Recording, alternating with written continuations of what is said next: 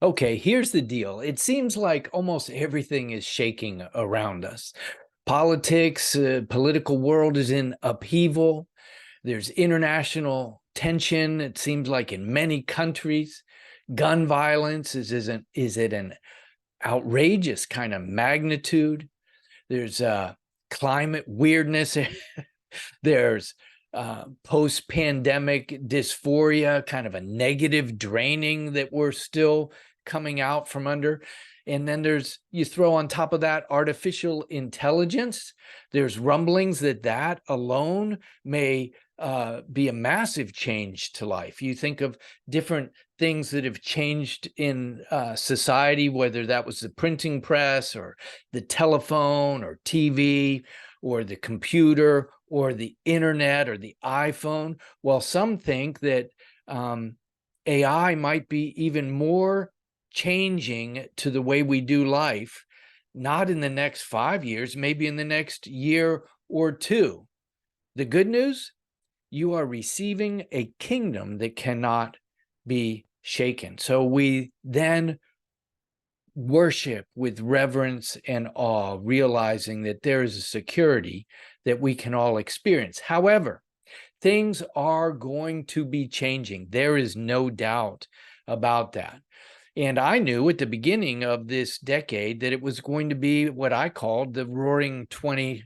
But I had really no idea how quickly that might be happening, whether it was the pandemic or some of the things that are shifting all around us.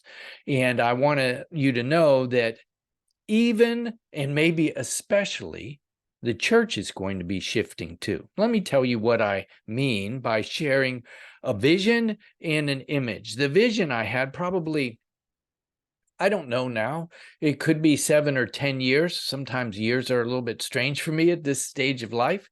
But I had a vision. You know, I was a pastor in Boston for a lot of years, and we would be praying for revival for decades, many decades. And as we're praying for revival, often people would receive impressions of a wave coming over the East Coast of the United States and releasing revival into New England, into other parts of the world. Well, one day, 7 years ago, 10 years ago, somewhere in that vicinity, I had this image that actually I would say it was a vision. It was almost like a movie, but it was in my mind's eye. And it was this huge, like tidal wave coming and over the skyline of Boston. And it crushed the city, like devastated it. And then started to pull back. And it was very disconcerting. I mean, I'm in a kind of distraught, weeping state, and I'm crying out to God, like, what is this? And I felt like God said, this is the church. And it's actually an answer to your prayers, that this is a picture of harvest and the power of the Holy Spirit coming as a wave, but the church is not able to handle it. What you've been praying for, harvest and the power of the Holy Spirit, is coming, but the church isn't able to handle it. And then I saw the wave kind of recede back into the ocean. And as it did behind the wave, I saw people popping up, bloop, bloop, bloop, bloop. And they're popping up in threes and fours, holding on to branches and holding on to pieces of building. And they're kind of clinging for their life, but they're alive. And I'm saying, Lord, what is that? And I felt like he said, that's discipleship. Well, my heart was still very, uncertain. And I said, so what about your church?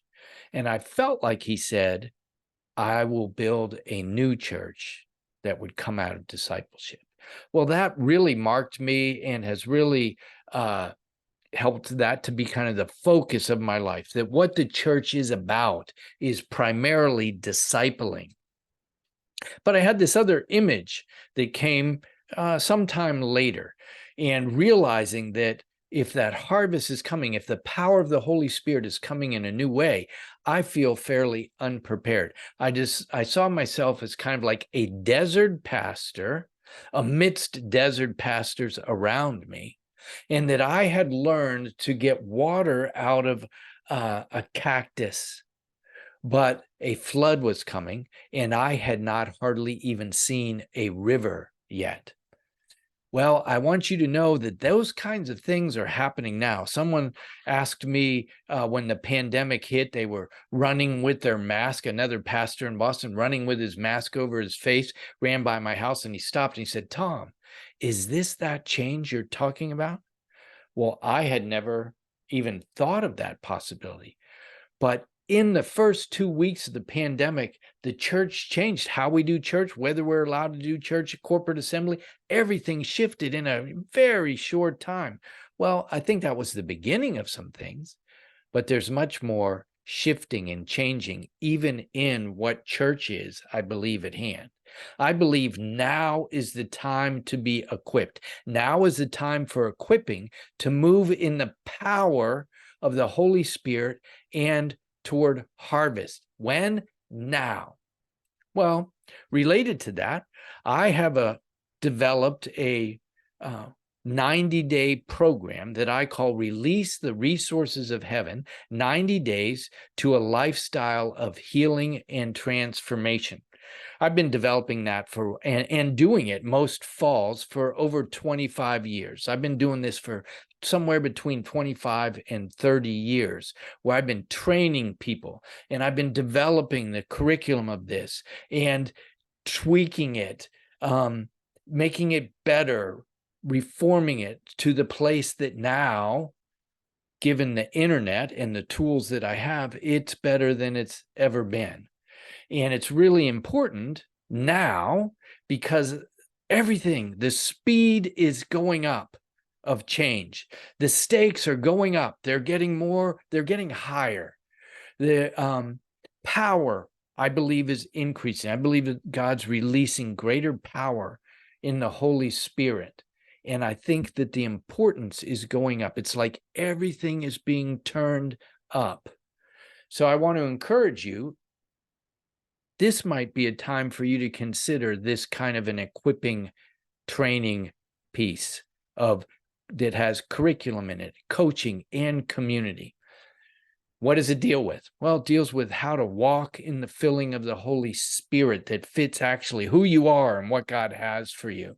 It also involves with what I call good newsing. How do you express the good news of the kingdom in the 2020s, not 1980s or 1990s? It involves how to bless people in a transcendent way, to release the things of heaven of blessing in a tangible way for people to experience.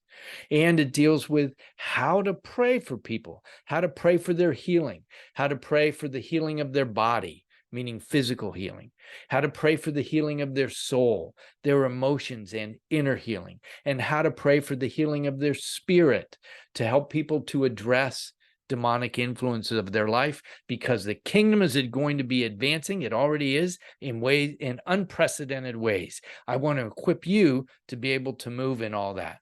So you can sense the shaking in our culture and in the world right now. What I want to ask is, can you sense the importance of being trained to operate in this new day of the church, in this new day of the power of the Spirit, and in this new day of the world? If you like what I'm sharing, if it's resonating, if it's creating some sense of like, oh, I agree, this is a time for me to learn to move in these things.